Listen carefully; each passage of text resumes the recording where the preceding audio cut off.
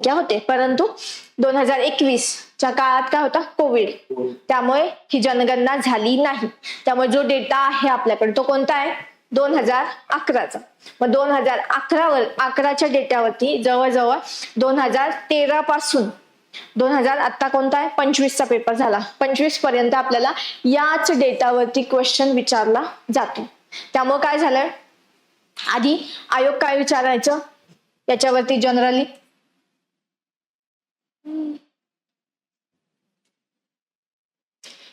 Particular याच्यावरती question विचारले जायचे ते म्हणजे साक्षरता, घनता,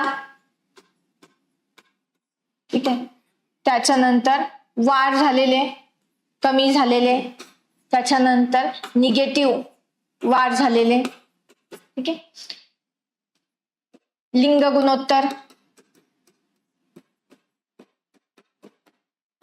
त्याच्यानंतर बाल लिंग गुणोत्तर,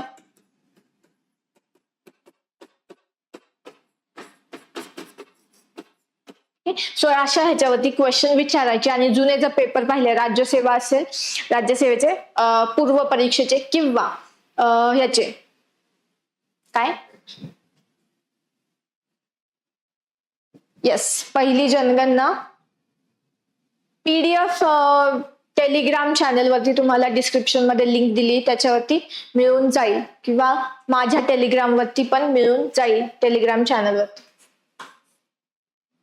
ठीक आहे. सो येस, तर 2025 पर्यंत आपल्याला असे याच्यावरती राज्यसेवा पूर्व परीक्षा असू द्या किंवा कंबाईनच्या असू द्या, पूर्व आणि मेन्स, तर याच्यावरती लोकसंख्या टॉपिक वरती आपल्याला खूप जास्त प्रश्न पाहायला भेटायचे. एका पेपरमध्ये 3 ते 4 क्वेश्चन पाहायला भेटायचे आणि ते कसे होते, डिरेक्टली फॅक्च्युअल क्वेश्चन, ठीक आहे. परंतु आता 2 वर्षापासून जर पाहिलं, 2022 पासूनचा जर कल पाहिला, तर या टॉपिक वरती आयोगाने क्वेश्चन थोडे कमी केलेले आहेत आणि ते पण क्वेश्चन कसे दिसतात, कन्सेप्ट वरती विचारलेले, ठीक आहे.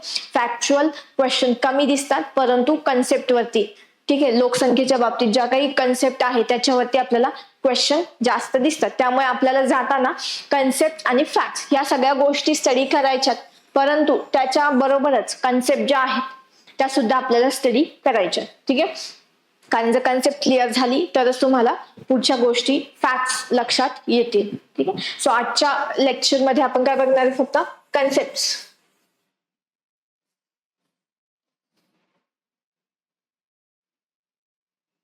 कन्सेप्ट पाहणार आहोत.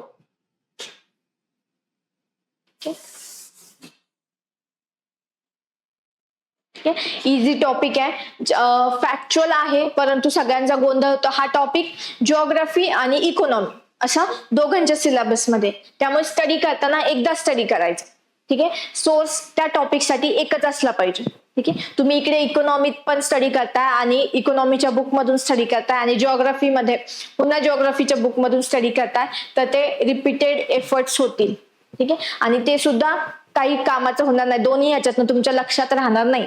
त्यामुळे लोकसंख्या टॉपिक साठी एक तर तुम्ही इकॉनॉमिक स्टडी करा किंवा जिओग्राफी मध्ये स्टडी करा, ठीक आहे. दोघांपैकी एकच रेफर करा, कारण की टॉपिक सेम आहे, फक्त काय होतं, ज्या कन्सेप्ट आहे त्या विचारायचा अँगल चेंज होतो, बाकी फॅक्ट सेम राहतो, ठीक आहे. त्यामुळे एकाच ह्याच्यातनं स्टडी करायचा, 2 वेगवेगळ्या ह्याच्यातनं स्टडी करायचा नाही.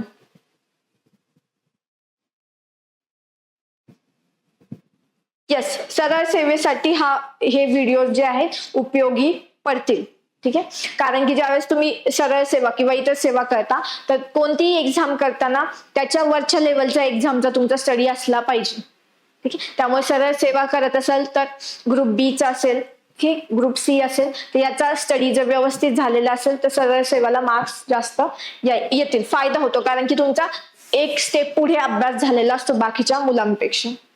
जर तुम्ही कंबाईन साठी करता तर तो तुमचा अभ्यास राज्यसेवा लेवलचा प्रिलिम साठी तरी तेवढा पाहिजे, ठीक आहे. 1 स्टेप आहे, एक स्टेप वरती आपला अभ्यास पाहिजे, त्यावेळेस आपण कॉम्पिटिशन मध्ये तग धरू शकतो, ठीक आहे.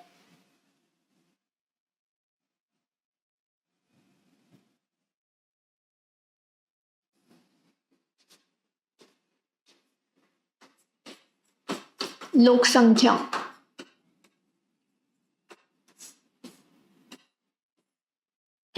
लोकसंख्या. तर ह्याच्यात आपण फक्त आज कन्सेप्ट पाहू, कोणकोणत्या महत्वाच्या कन्सेप्ट आहेत. ठीक आहे. सो यस, पहिली जी लोकसंख्या झाली कधी झाली? 1872 ला. ठीक आहे, रिपनच्या काळात. ठीक आहे. त्याच्यानंतर आताची आपली 2011ची. 21 ला होणार होती. दर 10 वर्षांनी आपल्या काय होतात जनगणना होते. ठीक आहे. सो याच्यामध्ये महत्वाची आपण लोकसंख्येची घनता ऐकतो, घनता. त्याच्यानंतर लिंग गुणोत्तर.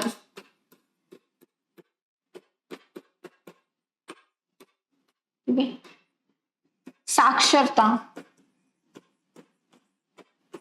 ह्या कन्सेप्ट आपण किंवा हे वर्ड्स आपण काय करतो ऐकतो. ठीक आहे. सो याचे अर्थ माहिती पाहिजे की घनता म्हणजे काय, लिंग गुणोत्तर म्हणजे काय आणि साक्षरता म्हणजे काय. ठीक आहे. तर घनता म्हणजे काय, त्या प्रदेशाचं एकूण क्षेत्रफळ,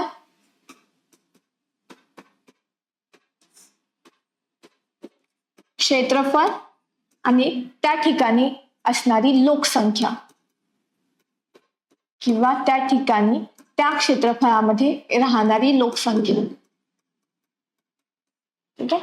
सो प्रदेशाचे क्षेत्रफळ आणि प्रदेशातील एकूण लोकसंख्या.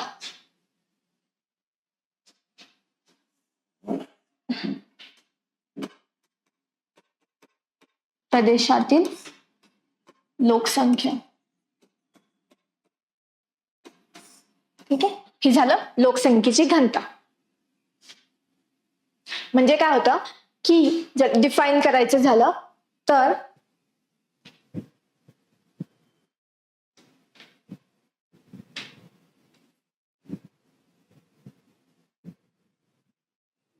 बाकीचे क्लास आता जिओग्राफी आपल्याला संपत आलाय. 26 फेब पासून नेक्स्ट सब्जेक्ट स्टार्ट होईल. ठीक आहे. येस, घनता म्हणजे काय की एखाद्या ठिकाणचं क्षेत्रफळ आणि त्या क्षेत्रफळामध्ये किती लोकसंख्या राहते ती झाली घनता.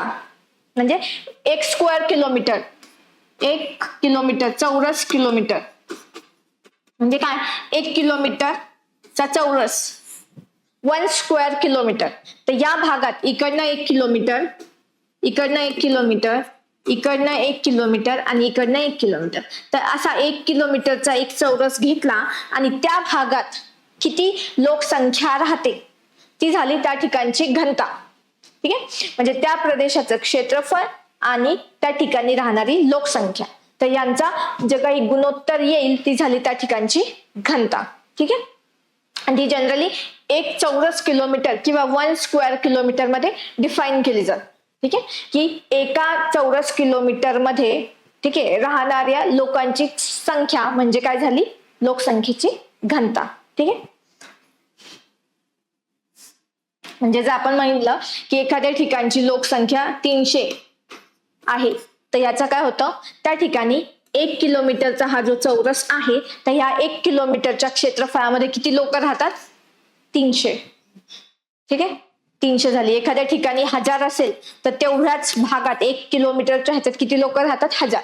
मग कुठे लोकसंख्येची घनता जास्त कुठे येणार, ही लोकसंख्येची घनता ह्या दोघांपैकी जास्त कोणती येणार. 1 किलोमीटरच्या चौरस मध्ये 300 लोक राहत आहेत आणि 1 किलोमीटरच्या चौरस मध्ये 1000 लोक राहत आहेत. तर लोकसंख्येची घनता जास्त कुठे, ज्या ठिकाणी 1000 लोक राहतात. कारण की ते 1 किलोमीटर मध्ये तेवढ्याच जागेत तेवढे जास्त लोक राहत आहेत, 3 पट जास्त लोक राहत आहेत. त्यामुळे काय होणार, जास्त गर्दी. तर लोकसंख्येची घनता जास्त म्हणजे त्या ठिकाणी कमी क्षेत्रफळामध्ये जास्त लोक राहत आहेत.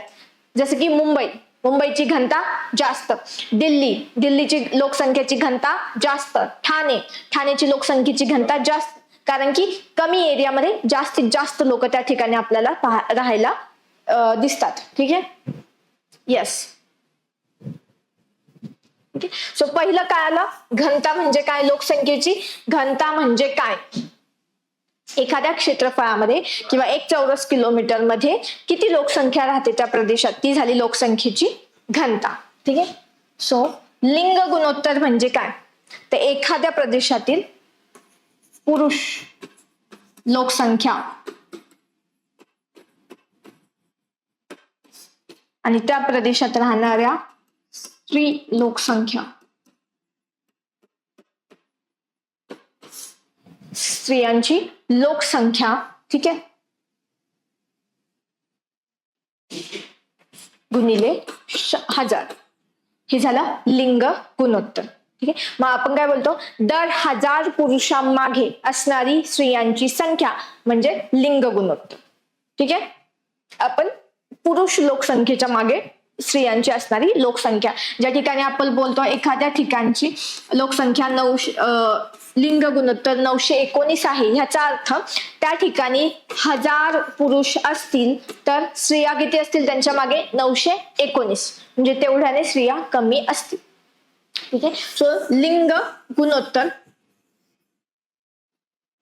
मग लिंग गुणोत्तर काही ठिकाणी आपल्याला 1000 पेक्षा जास्त सापडतं, म्हणजे की त्या ठिकाणी स्त्रियांची संख्या पुरुषांपेक्षा जास्त सापडते. फॉर एक्झाम्पल आपल्याकडे रत्नागिरी, सिंधुदुर्ग आणि भारतात केरळ या ठिकाणी. ठीक आहे, सो लिंग गुणोत्तर कन्सेप्ट काय, की दर 1000 पुरुषांमागे असणारी स्त्रियांची लोकसंख्या, किंवा फॉर्म्युला काय, स्त्रियांची लोकसंख्या त्या प्रदेशातील डिवाइड बाय पुरुषांची लोकसंख्या गुणिले 1000. ठीक आहे, त्यानंतर साक्षरता. ठीक आहे, त्यानंतर काय, साक्षरता. ठीक आहे, तर आपल्याकडे साक्षरतेची डेफिनेशन म्हणजे काय, की 7 वर्ष. ठीक आहे, 7 वर्षावरील कोणतीही व्यक्ती जी लिहू किंवा वाचू शकते, जिला अक्षरांची ओळख आहे, अशी कोणती व्यक्ती, ती झाली साक्षर. ठीक आहे, म्हणजे जिचं वय 7 वर्षांपेक्षा जास्त असायला हवं, 7 किंवा 7 वर्षांपेक्षा जास्त, तिला काय यायला हवं, लिहिता वाचता, लिहिता व वाचता येत असेल तर तिला आपण काय बोलणार, साक्षर.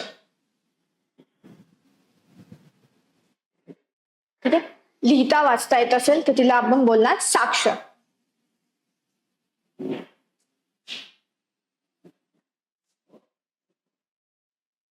चला, ठीक आहे, ह्या 3 कळाला. घनता म्हणजे काय, त्याच्यानंतर लिंग गुणोत्तर म्हणजे काय आणि साक्षरता म्हणजे काय. तर आपली ही डेफिनेशन आहे. ज्यावेळी जनगणना केली जाते तर साक्षरतेची 1972 पासून आपण ही डेफिनेशन स्वीकारलेली आहे, की साक्षर म्हणजे 7 वर्षांवरील कोणताही व्यक्ती ज्याला लिहिता वाचता येतं. ठीक आहे, हा 1972. ठीक आहे, झालं एवढं क्लिअर.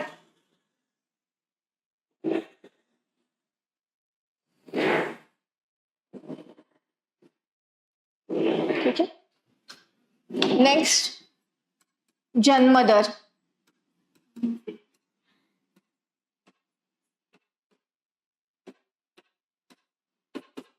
ठीक आहे, सो जन्मदर म्हणजे काय, दर 1000 लोकसंख्येमागे जन्माला येणाऱ्या बाळांची संख्या, दर 1000 लोकसंख्येमागे जन्माला येणाऱ्या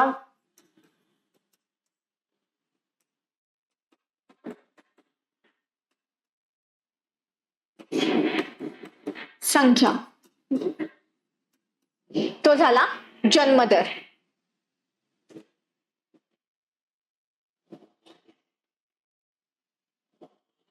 सो जन्मदर म्हणजे काय, दर 1000 लोकसंख्येमागे जन्माला येणाऱ्या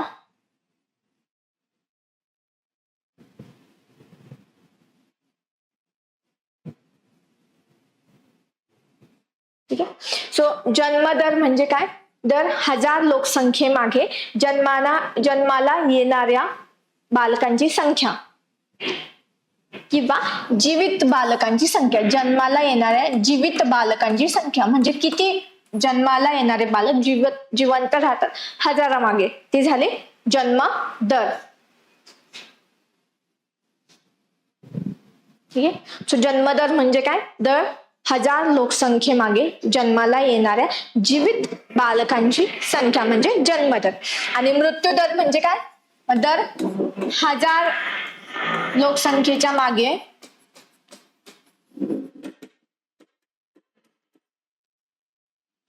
मृत्यू पावणाऱ्यांची संख्या.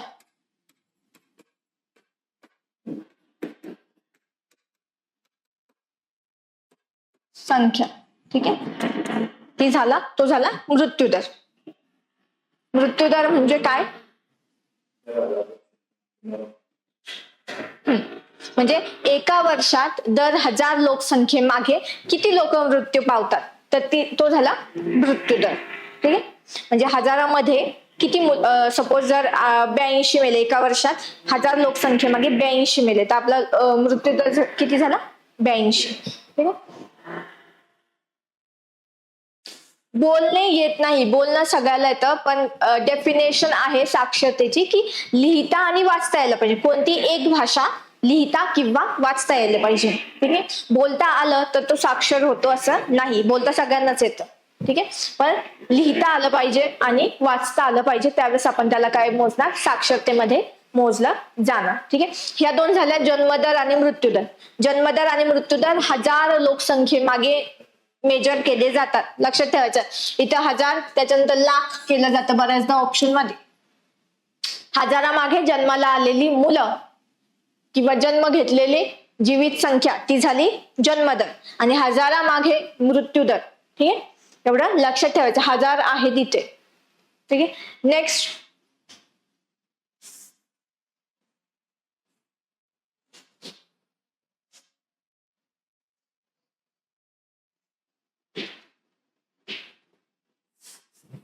ठीक आहे, त्यानंतर येतो एकूण जनन दर.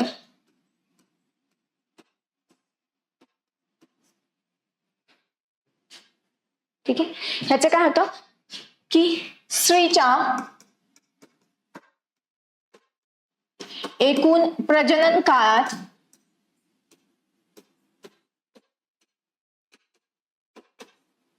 स्त्रीच्या एकूण प्रजनन कालावधीत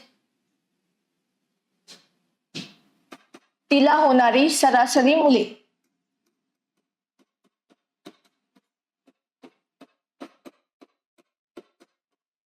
सरासरी मुले, तो हा झाला एकूण जनन दर.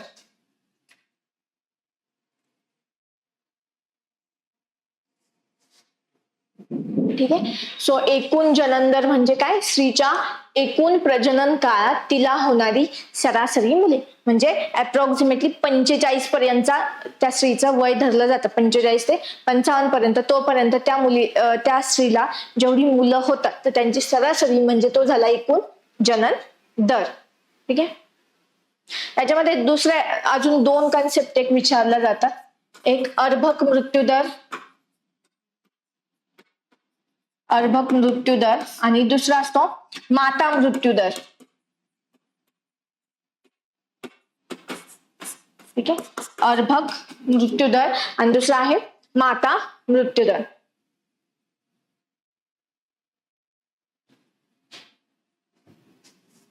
ठीक आहे, अर्भक मृत्यूदर म्हणजे काय? 1000 मुले जी जन्माला येतात,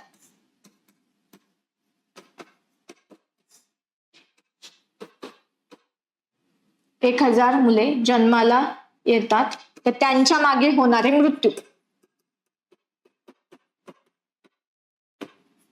म्हणजे 1000 मुलं जी जन्माला आली तर त्यांच्यामध्ये किती मुलं मृत्यू पावली, तो झाला अर्भक मृत्यूदर. मग याच्यामध्ये यांचं वय असलं पाहिजे 1 वर्ष. 1 वर्ष, 1 वर्षाच्या आत किती मुलं, 1000च्या मागे किती जन्माला आलेली मुलं मृत्यू पावली, ठीक आहे, ती झाली अर्भक मृत्यूदर. आणि माता मृत्यूदर म्हणजे 1 लाख मुलं जी जन्माला आली. ठीक आहे, 1 लाख मुले जी जन्माला आली त्यांच्या मागे किती माता मृत्यू पावल्या,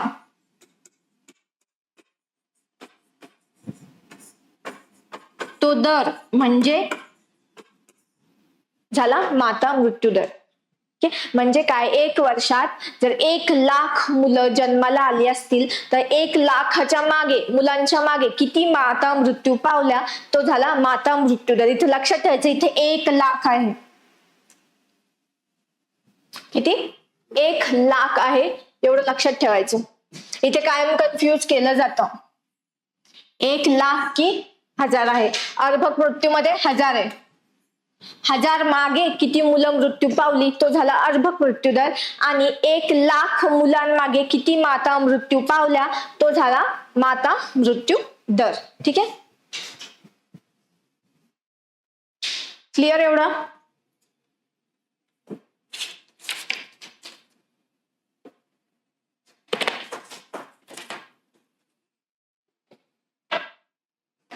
ठीक आहे, एवढा कन्सेप्ट क्लिअर झाला.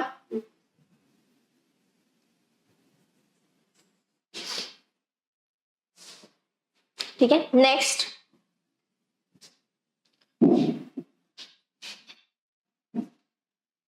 त्याच्यानंतर आपल्याला पाहिजे क्लिअर सगळं. ठीक आहे, लोकसंख्या वाढीचे टप्पे.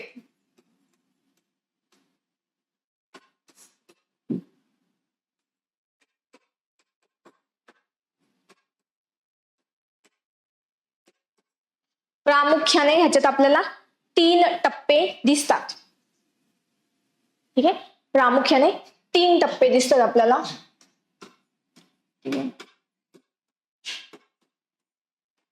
जनरली आयोग आतापर्यंत 3 टप्प्यापर्यंतच गेलाय. ठीक आहे, 4th आणि 5th या टप्प्यावरती गेलेला नाही. त्यामुळे 3 टप्पे महत्वाचे आहे आपल्याला, ते 3 टप्पेच करायचे आहे. ठीक आहे, सो पहिला टप्पा जो आहे, ठीक आहे, पहिल्या टप्प्यामध्ये काय असतं, पहिला टप्पा याच्यामध्ये जन्मदर खूप जास्त आणि मृत्यूदर खूप जास्त. हा, दोन्ही जास्त असतात, जन्मदर पण जास्त आणि मृत्यूदर पण जास्त. का, कारण की पहिल्या टप्प्यात एखादा देश कधी असतो, ज्यावेळेस तो अविकसित असतो, खूप गरीब असतो, त्याच्या प्रगतीला किंवा याला सुरुवात होणार असते. अविकसित देशात ही पाहायला भेटते. ठीक आहे,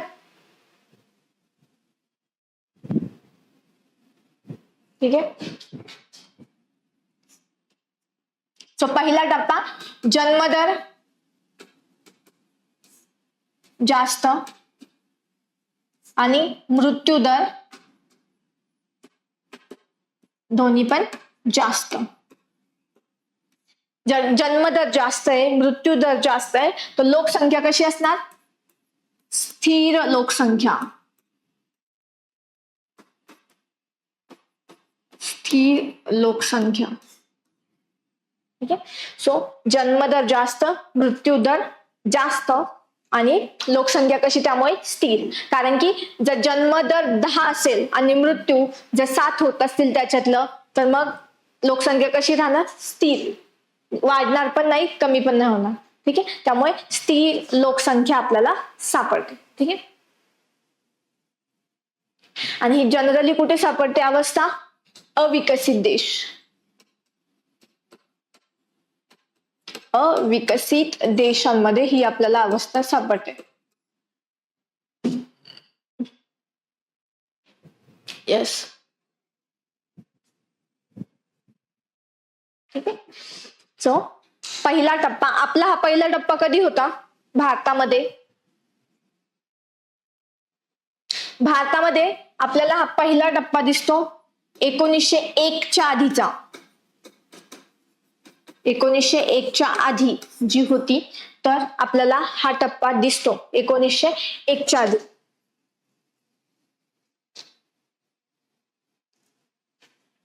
ठीक आहे, सो हा झाला पहिला टप्पा जो अविकसित देशात आपल्याला दिसतो. दुसरा टप्पा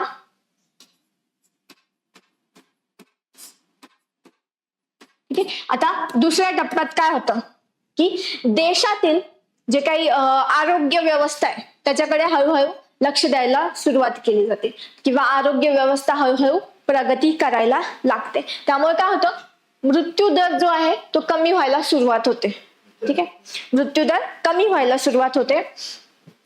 आणि त्यामुळे आता या ठिकाणी मृत्यूदर जास्त होता, त्यामुळे जन्मदर जास्त होता, कारण की लोकांना गॅरंटी नव्हती किती मुलं टिकतील. ठीक आहे, त्यामुळे जन्मदर आधी जास्त ठेवायचे. ठीक आहे, आता इकडे काय झालं, मृत्यूदर कमी झाला. मृत्यूदर दुसऱ्या टप्प्यात कमी झाला. का कमी झाला? कारण की आरोग्य व्यवस्था देशाची हळूहळू प्रगती करायला लागली. ठीक आहे, नवीन औषधं आली, नवीन मेडिसिन, नवीन लसी आल्या, त्यामुळे मृत्यूदर कमी व्हायला, आटोक्यात आणायला काय झालं, प्रयत्न करण्यात आले आणि तो आटोक्यात आला.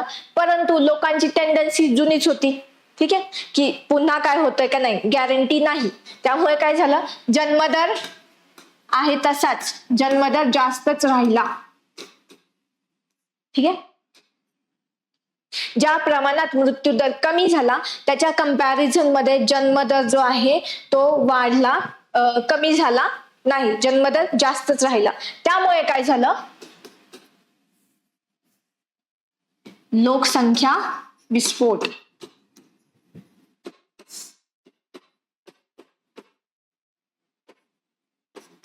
लोकसंख्या विस्फोट म्हणजे काय, लोकसंख्या प्रचंड प्रमाणात वाढली.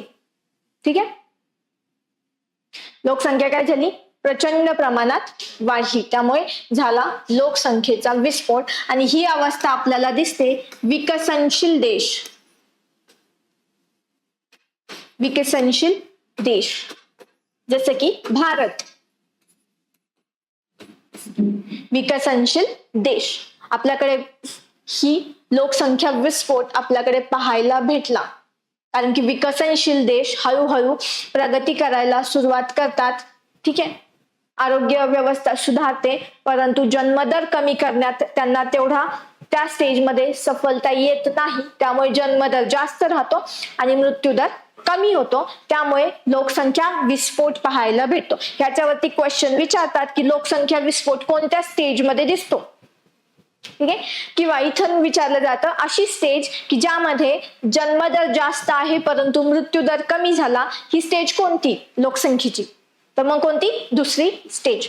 किंवा जन्मदर जास्त आणि मृत्यूदर कमी अशी लोकसंख्येची अवस्था कोणत्या देशामध्ये पाहायला भेटते, विकसनशील देश. ठीक आहे, सो याच्यावरतीच क्वेश्चन फिरवून विचारले जातात. ठीक आहे, सो जन्मदर जास्त आणि मृत्यूदर कमी. ठीक आहे, आपल्याकडे ही स्टेज जी आहे ती कधी दिसली, 1951 नंतर 1981 पर्यंत आपल्याकडे लोकसंख्या विस्फोट दिसून आला भारतामध्ये. ठीक आहे, 1951 नंतर 1981 पर्यंत लोकसंख्या प्रचंड वेगाने वाढली आणि लोकसंख्येचा विस्फोट आपल्याकडे पाहायला भेटला. ठीक आहे, सो झाला दुसरा टप्पा. आता तिसऱ्या टप्प्यात काय होतं,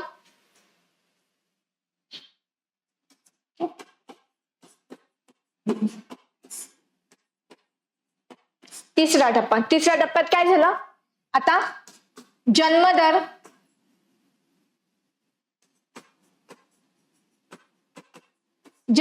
काय झाला, कमी झाला, कारण की आता गव्हर्नमेंटने लक्ष कुठे दिलं, जन्मदर कमी करण्यावरती.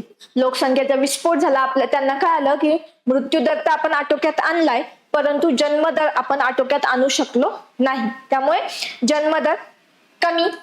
तसेच जे आरोग्य व्यवस्था लोकांचा त्याच्यावर विश्वास बसला, त्यामुळे मृत्यूदर कमी होताना दिसले, त्यामुळे जन्मदर सुद्धा कमी आणि मृत्यूदर कमी.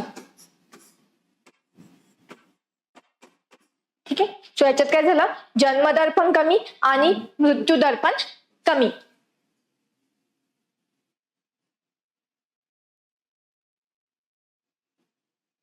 ठीक आहे, त्यामुळे लोकसंख्या वाढीचा दर कसा झाला, कमी.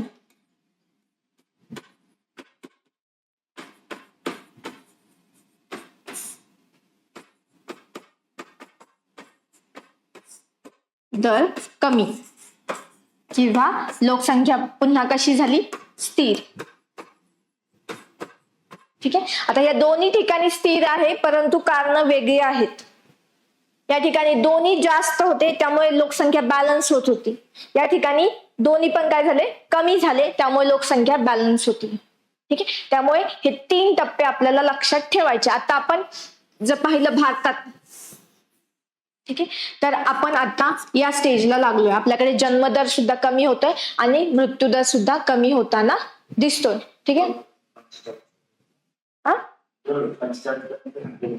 हा, लोकसंख्या स्थिरीकरण. ठीक आहे. 2045 पर्यंत 2000चं जे पॉप्युलेशन पॉलिसी आहे त्याच्यानुसार आपल्याला लोकसंख्या स्टॅबिलाईज करायची 2045 पर्यंत. परंतु हे 3 टप्पे कळले का? बेसिक 3 आहे. याच्यावरतीच बऱ्याचदा क्वेश्चन विचारले जातात, याच्यावरतीच दिसतात की पहिल्या टप्प्यामध्ये जन्मदर जास्त, मृत्यूदर जास्त. का? कारण की देश जो होता तो अविकसित होता. ठीक आहे. त्यामुळे आरोग्य व्यवस्थेकडे लक्ष नाही किंवा त्याचा काही विकास झालेला नाही. ठीक आहे. त्यामुळे जन्मदर जास्त, मृत्यूदर पण जास्त. त्यामुळे लोकसंख्या कशी? स्थिर. त्यामुळे स्थिर लोकसंख्या. आणि कुठे दिसते ती? अविकसित देश, आफ्रिकन देश जे आहेत. ठीक आहे. किंवा आपल्या जगात सुद्धा अनेक देश जे अविकसित आहेत त्या ठिकाणी त्यांची ही लोकसंख्येची अवस्था दिसते आपल्याला. ठीक आहे. नेक्स्ट दुसऱ्या टप्प्यामध्ये काय झालं? आरोग्य व्यवस्था सुधारली, हळूहळू देश प्रगती करायला लागला, अविकसित कडून विकसनशील कडे वाटचाल व्हायला लागली. त्यामुळे आरोग्य व्यवस्था सुधारली, उपजीविकेचे साधनं निर्माण झाली, त्यामुळे मृत्यूदर कमी व्हायला मदत झाली. परंतु ज्या प्रमाणात मृत्यूदर कमी व्हायला हवा होता त्या प्रमाणात जन्मदर कमी झाला नाही. जन्मदर काय राहिला? जास्त. त्यामुळे जन्मदर जास्त आणि मृत्यूदर कमी, त्यामुळे झाला लोकसंख्या विस्फोट. ठीक आहे.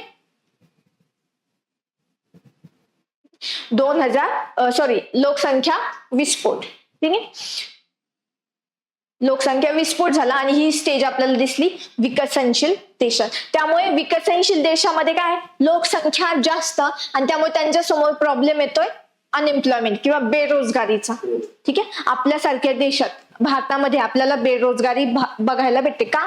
कारण की ज्या प्रमाणात लोकसंख्या वाढली, लोकसंख्येचा विस्फोट झाला, त्या प्रमाणात आपण जॉब तयार करू शकलो नाही आणि त्यामुळे आपल्याला दिसतं मायग्रेशन किंवा स्थलांतर बाहेरच्या देशामध्ये.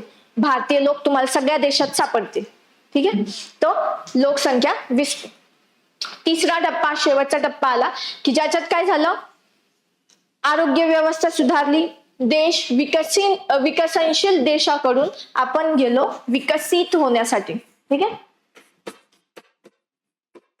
विकसित. ठीक आहे. विकसित देश. ठीक आहे. तर याच्यात काय होतं? देशाची आर्थिक प्रगती झाली, त्यामुळे काय झालं? मृत्यूदर आधीच कमी होता, आता आपण फोकस केला जन्मदर कमी करण्यावरती गव्हर्नमेंटने. त्यामुळे हळूहळू आरोग्य व्यवस्था अजून सुधारल्या. ठीक आहे. आपलं औद्योगिकरण झालं, शहरीकरण झालं, त्यामुळे जन्मदर कमी झाला. ठीक आहे. आणि लोकसंख्या वाढीचा दर कमी झाला, त्यामुळे काय झालं? स्थिर लोकसंख्या. ठीक आहे. आणि हे कुठे दिसतं आपल्याला? विकसित देशांमध्ये. ठीक आहे. 2000 ची जी आपली राष्ट्रीय लोकसंख्या धोरण आहे त्याच्यानुसार आपल्याला 2045 पर्यंत काय करायचंय? लोकसंख्या स्थिरीकरण. ठीक आहे. सो त्या पॉलिसीनुसार 2045 मध्ये आपल्याला लोकसंख्येचं स्थिरीकरण करायचं आहे. ठीक आहे. एवढं काय आलं? 3 स्टेजेस. ठीक आहे. आता आपण भारतात हे टप्पे कसे गेले हे पाहू. भारतामध्ये आपल्याला हे टप्पे कसे पाहायला भेटतात.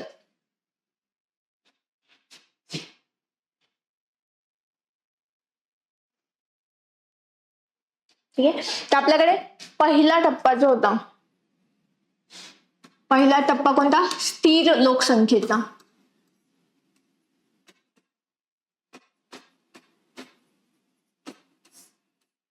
ठीक आहे. सो हा टप्पा आपल्याला दिसला 1901 ते 1921 या काळात. ठीक आहे.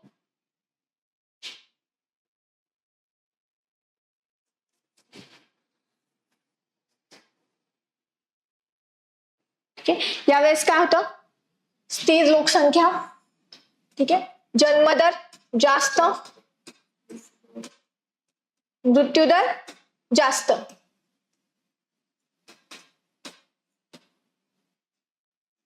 मृत्यूदर सुद्धा जास्त.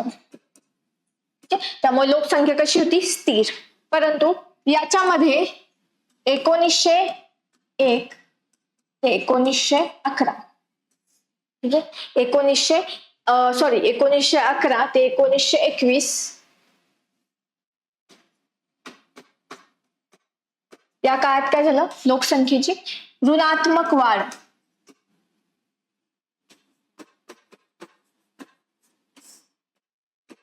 ऋणात्मक वाढ का?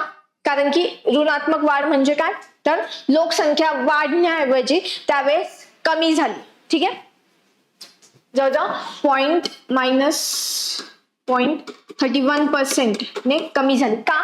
कारण की 2014 ते 1914 ते 19 काय होता, पहिले महायुद्ध. त्यानंतर त्याच कालावधीत आला होता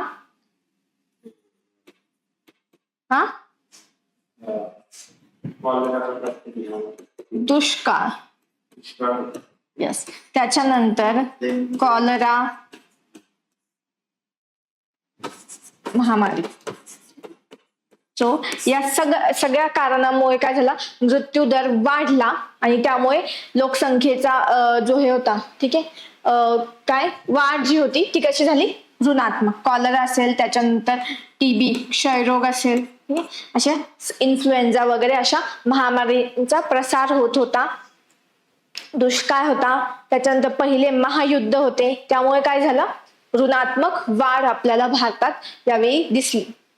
1911 ते 21. 1911 ते 21.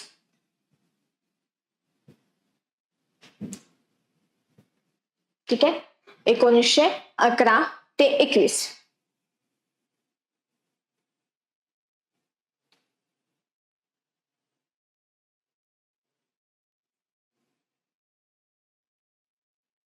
ठीक आहे. हा झाला आपला पहिला टप्पा. याच्यावरती बऱ्याचदा क्वेश्चन विचारले जातात की या काळात ऋणात्मक, कोणत्या काळामध्ये भारतात ऋणात्मक वाढ झाली, त्याच्यानंतर की कारणे काय होती त्याची. ठीक आहे. सो पहिले महायुद्ध, दुष्काळ असेल, त्याच्यानंतर कॉलरा यांची महामारी यांचा हे उद्रेक. ठीक आहे. नेक्स्ट 1921 ते 51.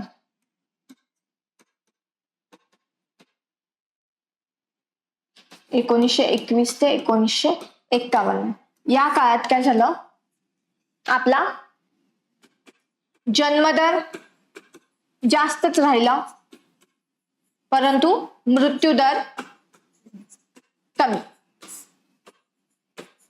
ठीक आहे. जन्मदर जास्त, ठीक आहे, मृत्यूदर कमी. ठीक आहे.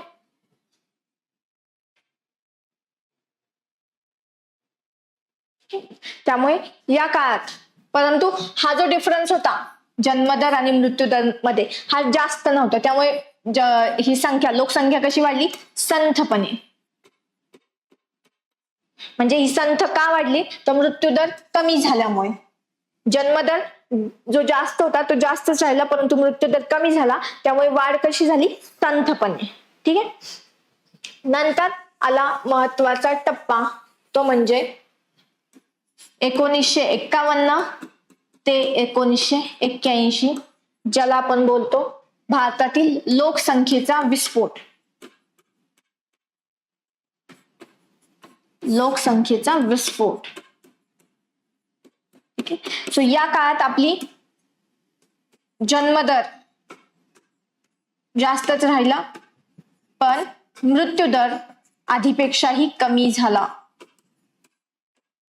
त्यामुळे ही स्टेज जी आहे लोकसंख्येचा विस्फोट, ती आपण कोणत्या वर्षात अनुभवली, 1951 ते 1981. का? कारण की स्वातंत्र्यानंतर काय झालं, आपल्या आरोग्य सेवांमध्ये सुधारणा झाल्या. ठीक आहे. लोकांचं राहणीमान सुधारलं, त्यामुळे मृत्यूदर कमी झाले परंतु त्या मानाने जन्मदर कमी झाला नाही. त्यामुळे आपल्याला इथे दिसला लोकसंख्येचा विस्फोट. ठीक आहे. झालं.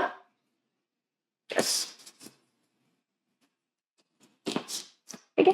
त्याच्यानंतर 1981 ते 2011 त्याच्यामध्ये काय झाली, लोकसंख्या वाढत राहिली मात्र वाढीचा दर काय झाला, कमी झाला.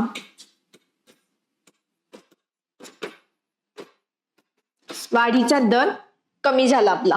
ठीक आहे, 1981 ते 2011, कारण ते इथपर्यंत आपण पाहिलं लोकसंख्येचा विस्फोट झाला. त्याच्यानंतर 1976चं आपलं पहिलं लोकसंख्या धोरण आलं 1976चं, आणि लोकसंख्या कमी करण्यासाठी आपण प्रयत्न केले. आपलं 1976चं लोकसंख्या धोरण पहिलं, त्याच्यानंतर 2000चं लोकसंख्या धोरण. त्यामुळे आपण काय केलं, वाढीचा दर कमी करण्यावरती भर दिला, लोकसंख्या वाढ कमी करण्यावरती आपण भर दिला. ठीक आहे, मग आता आपल्याकडे लास्ट 15.9 ठीक आहे आपला होता महाराष्ट्राचा लोकसंख्या वाढीचा दर. ठीक आहे, सो आणि भारताचा 17. सो लोकसंख्या वाढीचा दर कमी केलाय, परंतु लोकसंख्या आपली कशी आहे, वाढलेली आहे, परंतु वाढीचा दर जो आहे तो कमी झाला. ठीक आहे, सो हे टप्पे. परंतु भारतातले काही राज्य पाहिली तर आपल्याला वेगवेगळ्या टप्प्यावरती आढळतील. केरळ, त्याच्यानंतर गोवा. ठीक आहे, ही राज्य पाहिली. खालची तामिळनाडू, ही आपल्याला, आपण जे 3 टप्पे पाहिले तर ही आपल्याला तिसऱ्या टप्प्यात दिसतात. का, यांच्याकडे लोकसंख्या स्टॅबिलाइज झालेली आहे आणि इव्हन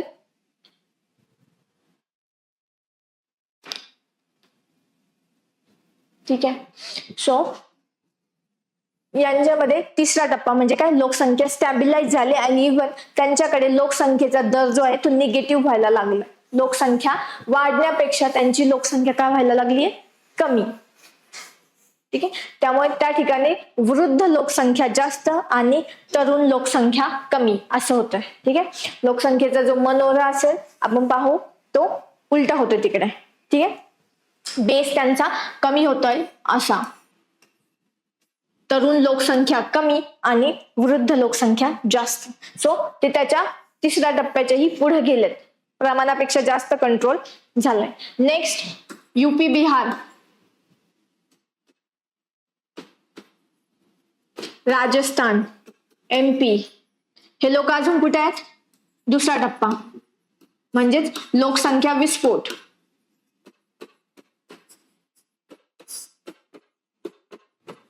ठीक आहे, त्यामुळे भारतात सगळ्यात जास्त लोकसंख्या कोणत्या राज्यांमध्ये दिसते आपल्याला, यूपी, बिहार, महाराष्ट्र येतो त्याच्यात, त्याच्यानंतर राजस्थान, MP हे कुठे दिसतात आपल्याला, दुसऱ्याच टप्प्यात. ठीक आहे, त्यामुळे भारतात कोणती आहे, तर जनरली आपण बोलतो की आपण मिडल लेवलला आहोत अजून. ठीक आहे, परंतु वेगवेगळ्या राज्यात आपल्याला वेगवेगळा टप्पा दिसून येतो. येस, साऊदर्न स्टेट जे आहे, साऊथचे स्टेट जे आहे त्यांनी पॉप्युलेशन कंट्रोल केलेली आहे आणि त्या ह्याच्यात नॉर्दर्न स्टेट जे आहेत, उत्तरेकडील राज्य आहेत ते असफल झालेले आहेत पॉप्युलेशन कंट्रोल मध्ये. त्यामुळे त्या राज्यातून आपल्याला स्थलांतर इतर राज्यामध्ये किंवा साऊथच्या राज्यांमध्ये होताना दिसतं. कारण की लोकसंख्या जास्त तर तेवढ्या प्रमाणात रोजगार निर्माण होत नाही, त्या ठिकाणी केला जात नाही किंवा करत नाही, होत नाही, आणि त्यामुळे आपल्याला स्थलांतर दिसतं. ठीक आहे, आणि त्यामुळे स्थलांतरांचे होणारे प्रॉब्लेम्स आपल्याला पाहायला भेटतात. ठीक आहे, चालेल, मग आजच्या लेक्चरमध्ये आपण थांबू. ठीक आहे, टाइम झालाय. नेक्स्ट लेक्चर, उद्याच्या लेक्चरमध्ये आपण राहिलेला पार्ट कंप्लीट करू. ठीक आहे, आजचं लेक्चर काय आलं, काही डाऊट? वनसंपत्ती आणि लोकसंख्या, आता बेसिक कन्सेप्ट पाहिलं आपण. याच्यानंतर आपण पॉप्युलेशन पॉलिसी पाहू 2001 ची, आणि त्याच्यानंतर महाराष्ट्र आणि भारताची लोकसंख्या. ठीक आहे, ते एकदा कम्पेअर करून आपण शिकू. ठीक आहे, चालेल. Okay, thank you so much. काही डाऊट असेल तर कमेंट्स मध्ये टाका, ऍड्रेस केले जाते. PDF येस, टेलिग्राम वरती मिळेल माझ्या. ठीक आहे, चालेल, थँक्यू सो मच. कव्हर होईल आता, जिओग्राफी झालाय.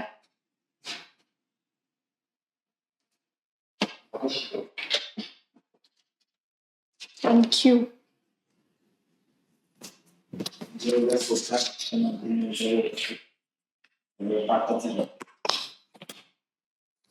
क्लासेस भंडारामध्ये नाही आहेत ऑफलाईन क्लासेस. ऑफलाईन क्लासेस जे आहेत ते पुण्यामध्ये भेटतील. ठीक आहे.